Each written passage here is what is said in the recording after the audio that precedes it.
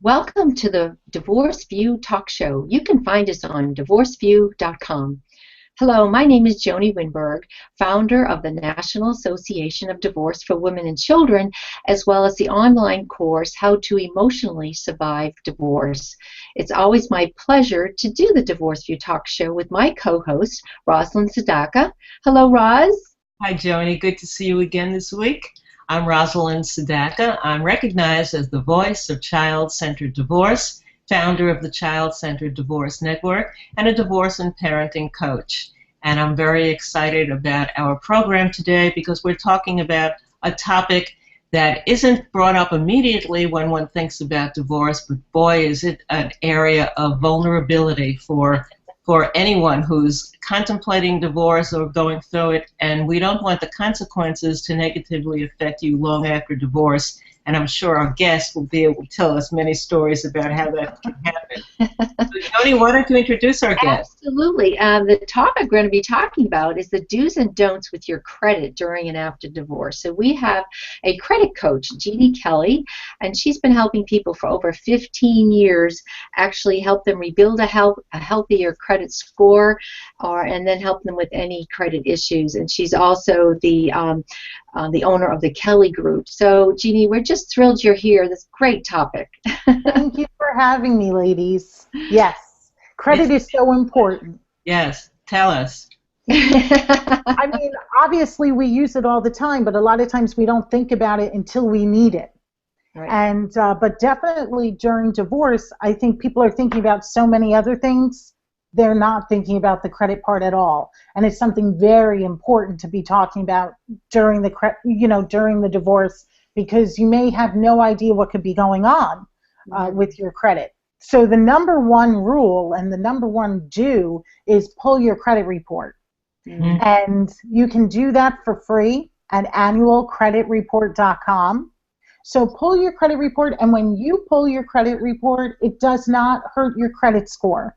A lot of people think, every time they go for credit, it drops their score. Yes, but not if you are pulling it to look at it. So Don't be afraid of doing that. So what about, are there different situations, because I know people may be thinking about divorce, they should start right then and there to find out what's going on? Yeah. Okay. I mean, bottom line, divorce or not, you should be looking at your credit report, but definitely during, if you're financially attached to this person, you definitely should be looking at your credit report, because the next do is highlight everything that's on the credit report that is a joint account. Meaning with your soon-to-be ex, so you definitely want to look at that. And I've had a lot of clients who don't realize that if it has a zero balance, they think, well, who cares? It matters because it might not be damaging you now, but if that ex goes and charges on it and brings that balance up high and then can't afford to pay it, you'll still be jointly responsible. Mm-hmm. So no matter what, get the credit report, that's number one, and the next thing is highlight it. Anything that says joint, paid or unpaid. Okay, so it says joint. Does it actually give the amount that's owed between the two? Yes. Okay. Yeah, so it'll show the amount. So, you'll want to highlight everything. You'll see the amount that's due, and again, even if it's a zero balance, you want to highlight everything that says joint. And a lot of times, obviously, that means a mortgage, and then it could mean credit cards, it could be an automobile loan, but whatever it is that says joint, highlight those items. That's what you want to focus on. Mm-hmm. If you do happen to have some that have zero balance and it's a joint, is that a good time to maybe get your name off of it or something? Yes. So the next thing would be definitely do get your name off it. And if you can get your name off it, great. If they say no because maybe you're the financial one that got that account approved, then you close the account. And normally I don't want to see my clients close accounts, but you have to if it's joint, because otherwise you'll still be married to him with that account, so you want to resolve everything. And again, I've had a lot of people that they don't do it on purpose. Let's say you went once to Best Buy and bought a refrigerator, and you both, for some reason applied for the card together and it's paid and it's zero. 5 years later, someone could go in to buy a TV, and they could say, do you have an account? I don't know.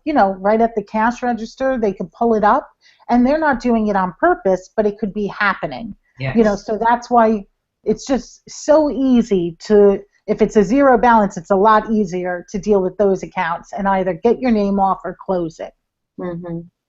Yeah. Okay, what's the next do? Well, the next is knowing with your divorce decree, knowing that even if the judge said he has to pay these 6 accounts and you have to pay these 2, know that just because the judge said it doesn't mean the lender approved that. So you are still jointly responsible with that person. If your ex pays those accounts late, those lates will still go on your credit report. And if the person doesn't pay those accounts and they go into collection, you are still financially responsible for those accounts. So you have to be really like, if someone has the finances to pay them to zero and close them, that's what you really want to do. It's not just about that paying it. That I've had so many clients say, but I have the paperwork, I'll show it to you, I'm not responsible anymore.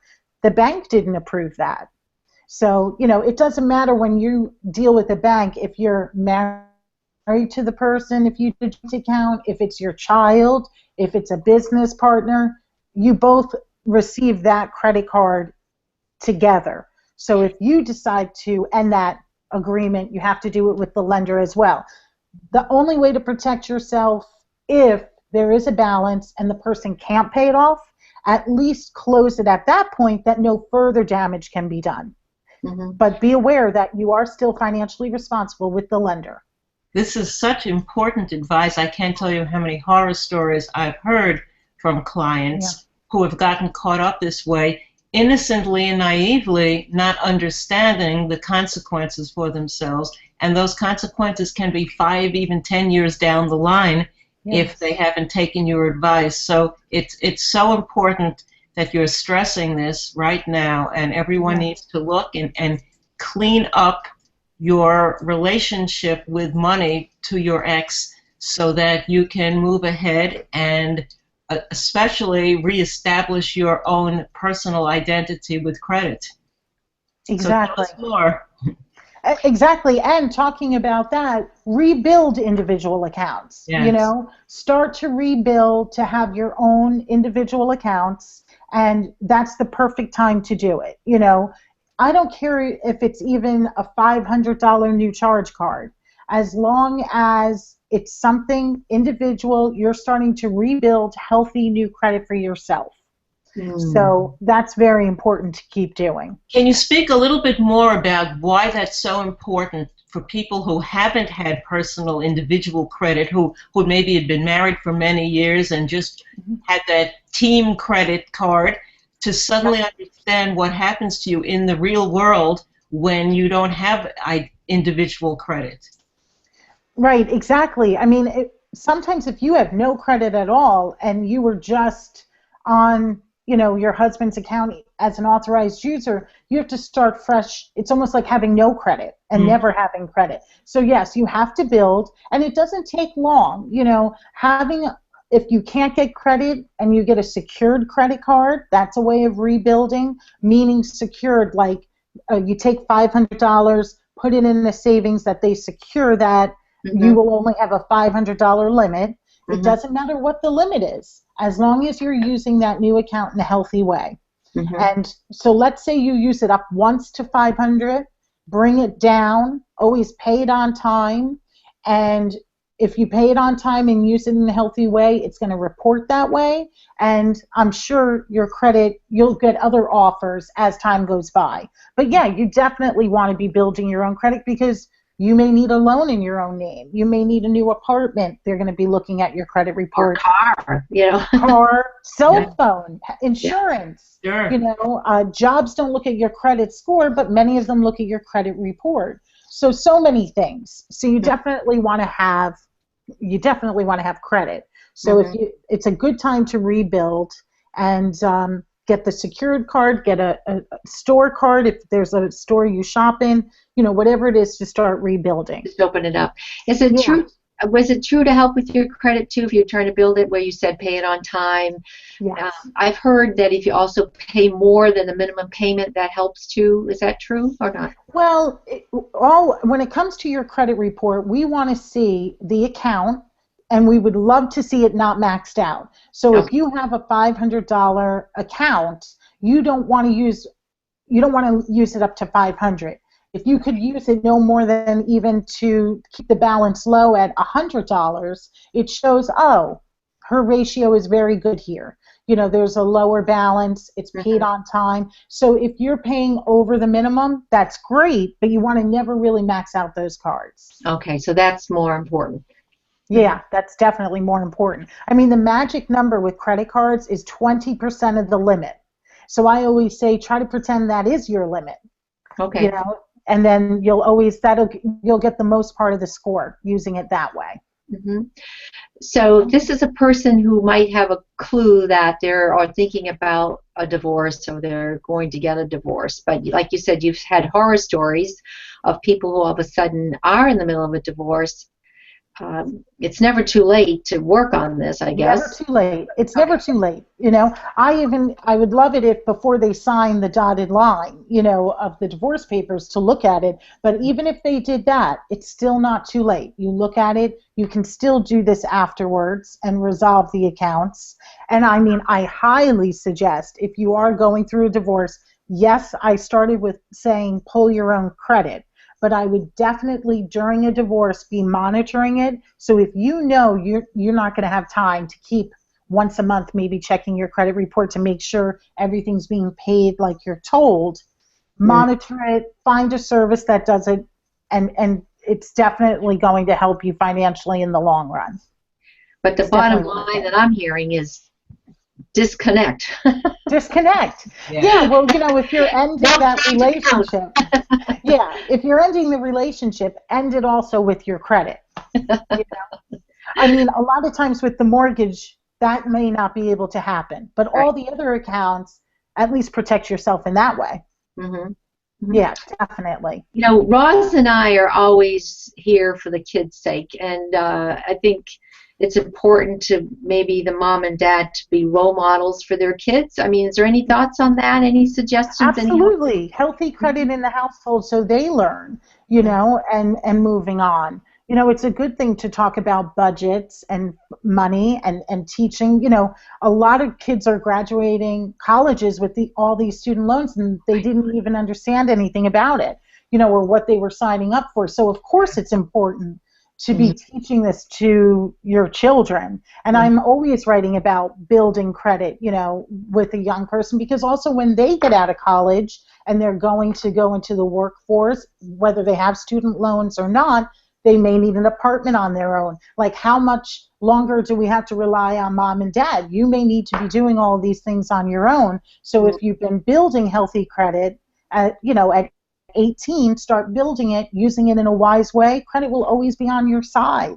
So the credit cards are a tool for the bigger picture, and the bigger picture could be the home, the auto loans, and things like that. So yeah, definitely. It must be pretty scary when you're a student and you've got $100,000 worth of student loans. It's very scary. Yeah, I can't imagine. Yeah, I know.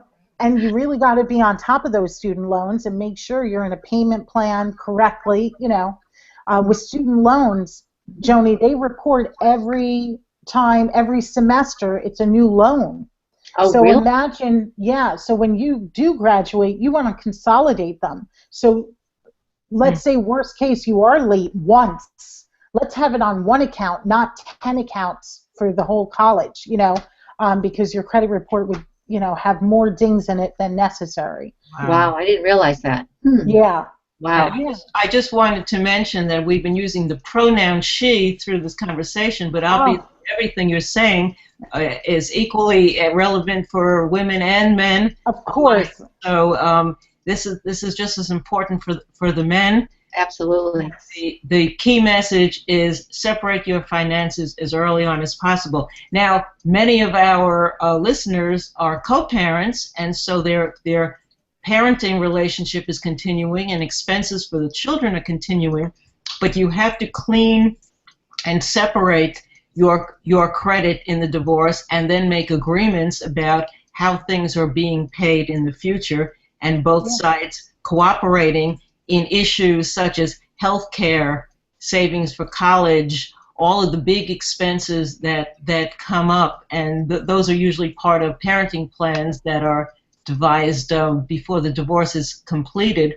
But all of that can be discussed even long after the divorce, as long as you're both cooperating in that manner and Yes. sides are taking care of their financial responsibilities. Exactly. Yeah, absolutely. And a lot of times people don't think credit. They're not thinking about the credit. They're thinking about, exactly what you're saying, dividing the things up, but not focusing on this. And your credit can really hinder you if you can't get that auto loan, and you need that new car, and you can afford it. But if your ex is paying bills late and it's damaging you and keeping your credit score low, it's really unfortunate. So, you really, the don't trust your ex with your credit.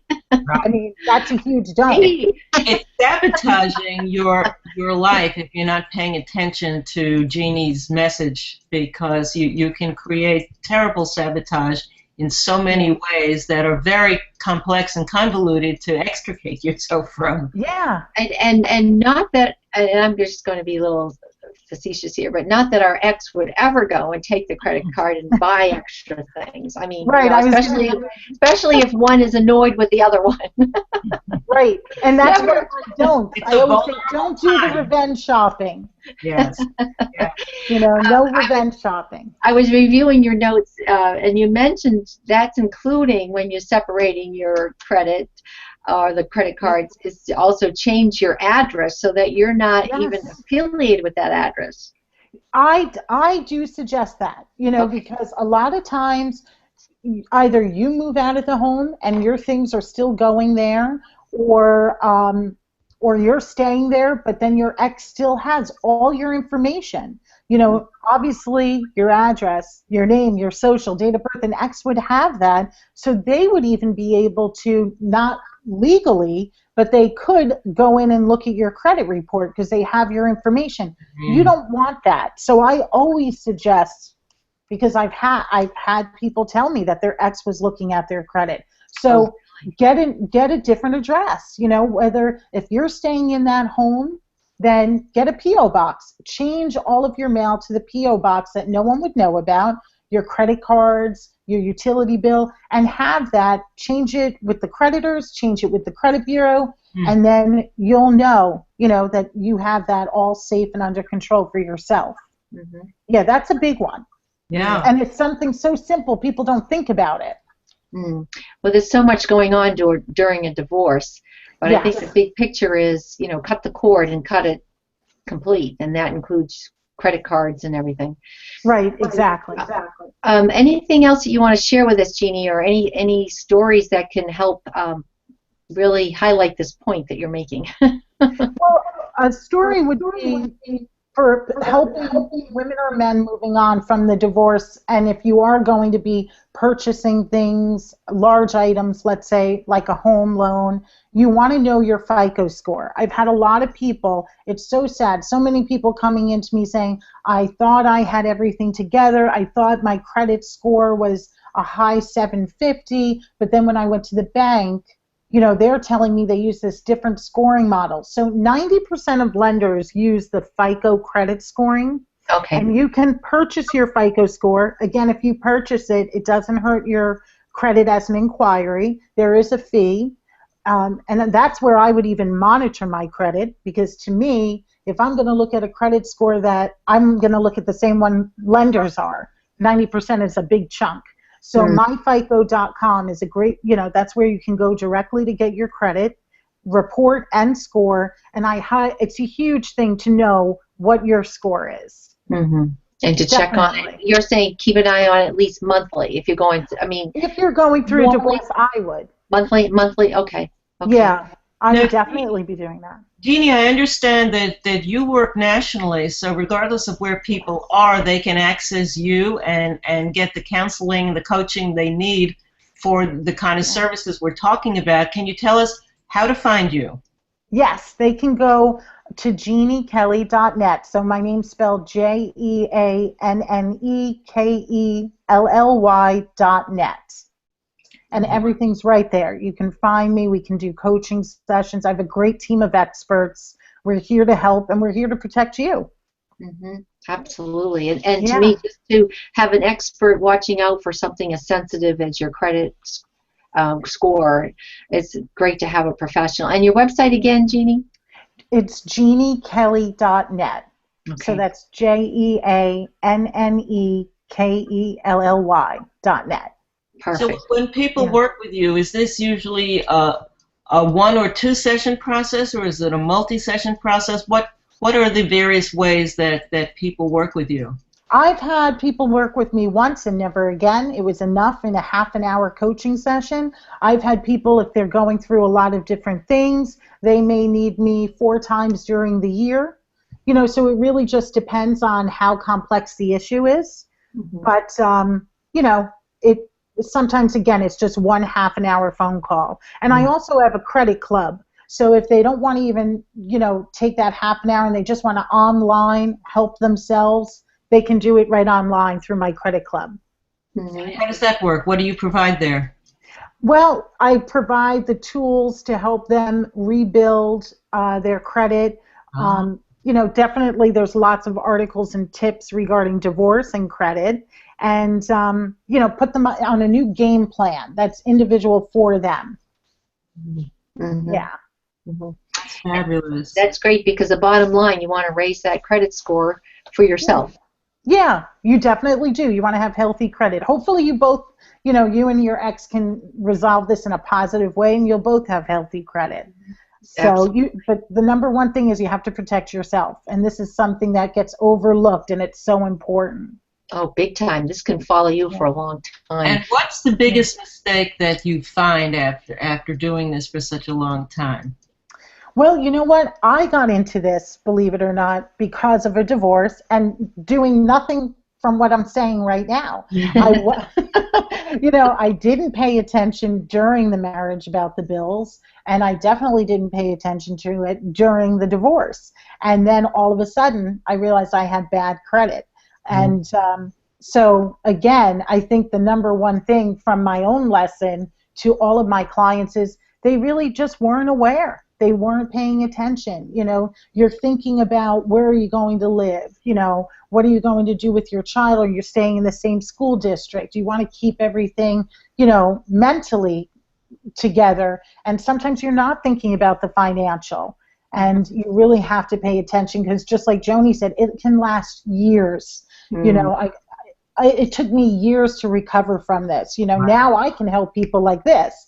But it took me a long time, and it's very stressful when it's your own situation. So if you can prevent a lot of this, it's just worth it, not because of the money, because of the mental stress of it all. Yes. And that's why I so often really advocate the team approach to divorce. When you are getting a divorce, and if you have a team around you, it's actually less expensive because of all the many ways that you are saving yourself financially as well as emotionally and psychologically, to have someone who's coaching you on the emotional impact of the divorce, the legal impact of the divorce, the financial future of the divorce, the credit, real estate, the co-parenting and children aspect. All of those you can access someone who is coaching and supporting you and guiding you.